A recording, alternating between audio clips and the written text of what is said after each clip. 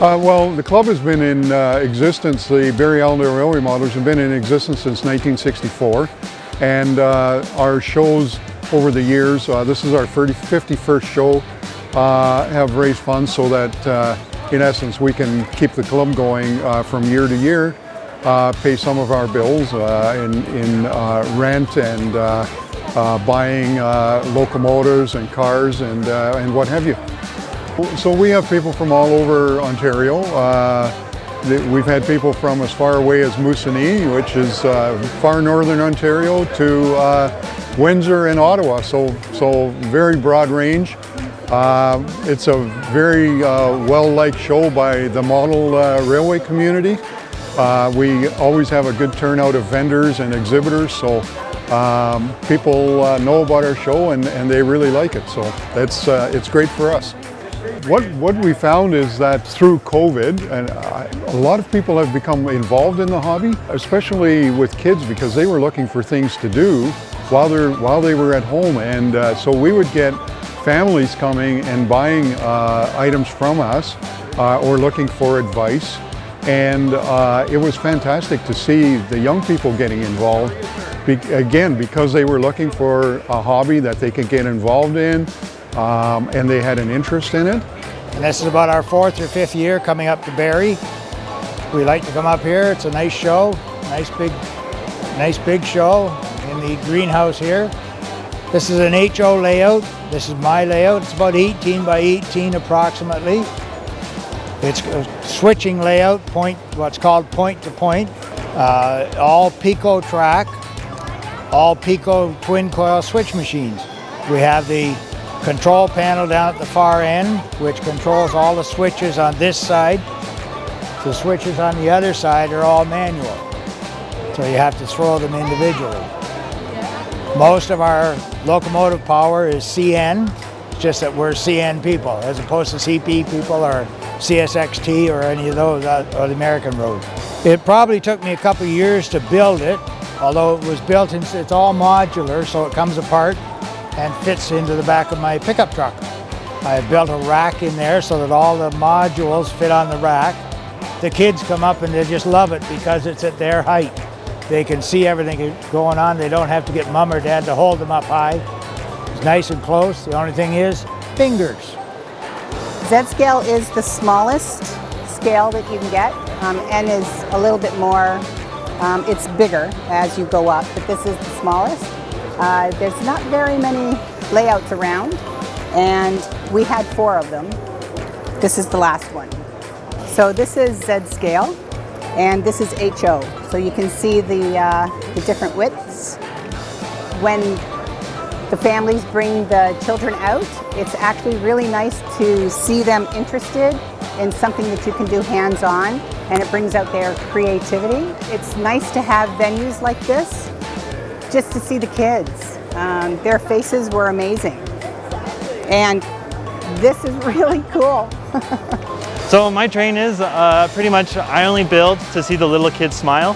So I look around actively for train shows and see if I can come and display.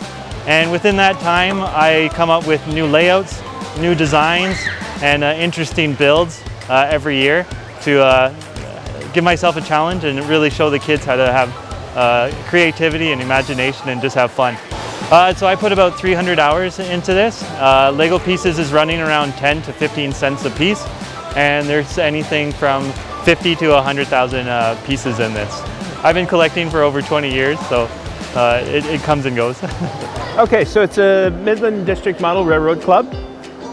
They started with just these corner pieces, and then all these individual straight pieces belong to members of the club, and they bring them to different shows. They don't all come to a show at the same time, but the bigger shows we can get all of them in, which is almost all of them here. The Midland District Railroad Club has approximately 20 members. They attend a main meeting once a month, but are welcome to come out twice a week. You can spend anywhere from nothing to thousands of dollars. I mean, I haven't bought stuff in years because I have everything I need, but there's always something new to find at the shows, always something different to find at the shows. For the last 50 years, I've been interested in model railroads, in trains, and we've been collecting trains for, like I said, for 50 years. I have my whole family involved in it, and it has been a lovely hobby for us, which kept us most certainly busy in the wintertime. This uniform was given to me by Judy Cox, which was the postmistress in Stayner, Ontario. Her father worked 25 years for the CN Railroad as a conductor, and whenever he passed away, she gave me the uniform to take care of, and I make it a point in honor of him to wear it on all the train shows. As you see, I have a Meccano display, which was part of our family history. We have a huge collection of Meccano. This venue is ideal. From all the shows in Ontario, this is number one location.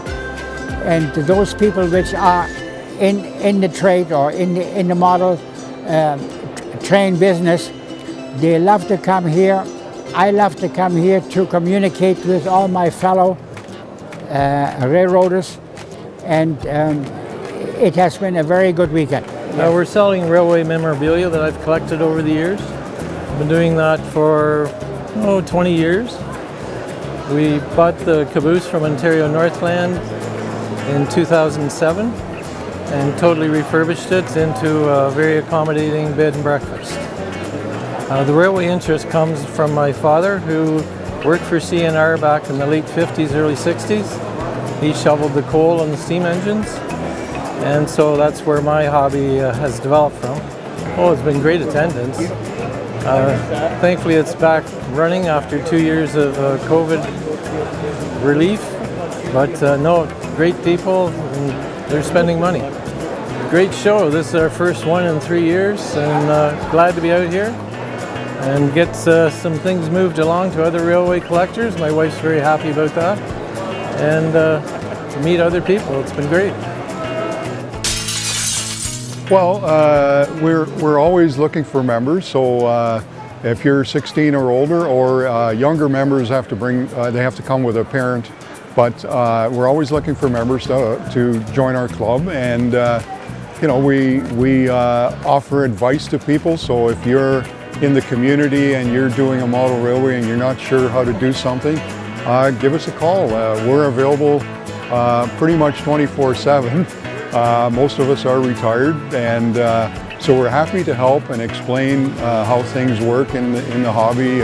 This hobby is about a broad group of people that we appeal to. So we want to make sure we're helping people in the community recognize the value of having a nice hobby that you can enjoy.